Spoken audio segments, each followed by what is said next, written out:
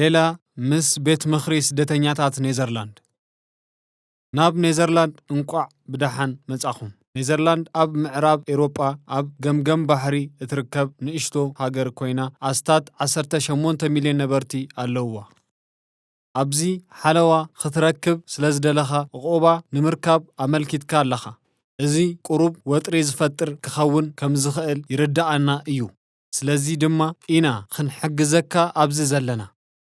ንሕና መን ኢና? ቤት ምኽሪ ስደተኛታት VWN ካብ መንግስቲ ነፃ ዝኾነ ውድብ ሰብኣዊ መሰላት እዩ። ምስ ዝኾነ ፖለቲካዊ ሰልፊ ይኹን ሃይማኖት ምትእስሳር የብልናን። ምስ ብዙሓት ወለንተኛታት ብምትሕብባር ድማ ንሰርሕ።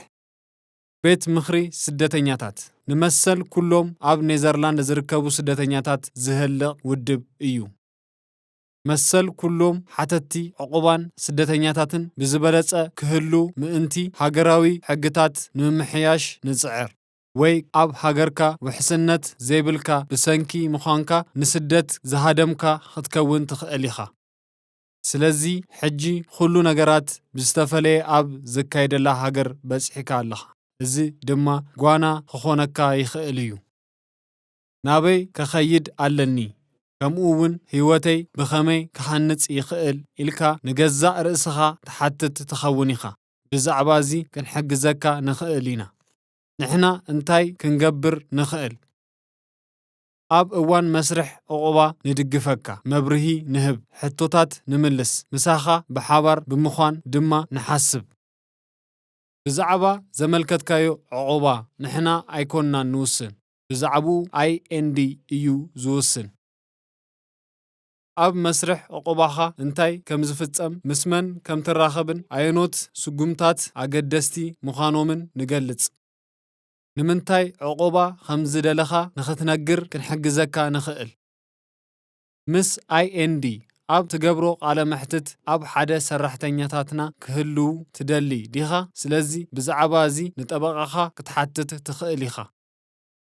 መንበሪ ፍቓድ እንተደኣ ኣለካ ኮይኑ ኣብ ኔዘርላንድ ናይ ገዛእ ርእስኻ ህይወት ኣብ ምህናጽ ክንድግፈካ ንኽእል ኢና። እዚ ንዓኻ ሓድሽ ምዕራፍ ዝጅምረሉ እዋን እዩ። ኩሉ ነገር ሓድሽ እዩ። ቋንቋ ገዛኻ፣ ከባቢኻን ሕግታትን። ኣብ ብዙሓት ምምሕዳራት ከተማታት ቤት ምኽሪ ስደተኛታት ኔዘርላንድ ንክሕግዘካ ድልው እዩ።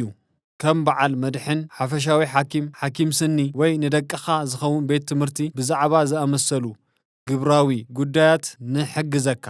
ሓደ ግዜ ብዛዕባ ምጥርናፍ ስድራ ቤትካ መንበሪ ፍቓድ ኣብ ምሕዳስ ወይ ዜግነት ንምርካብ ኣብ ምምልካት እውን ክንሕግዘካ ንኽእል ኢና።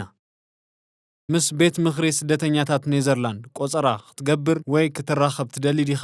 ስለዚ ኣብ ከም ንርከብ ብኸመይ ትረኽበና ከም ትኽእል ኣብ refugeehelp.nl ተወከስ።